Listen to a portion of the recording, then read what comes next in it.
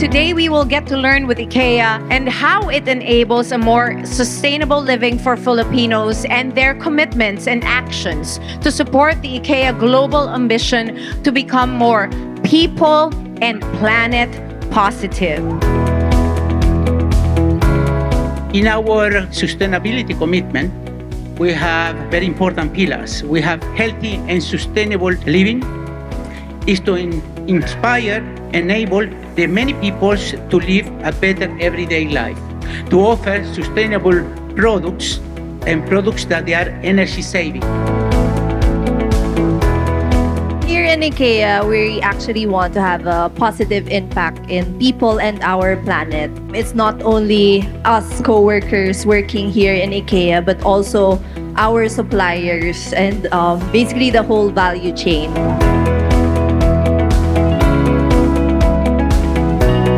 There is a plan that at the end of this year we will have the 100% deliveries in Metro Manila only on the electric vehicles. For 2023, we aim to be 40% of our restaurant menu to be actually plant-based. So we want to make sure that this type of food is available for the many.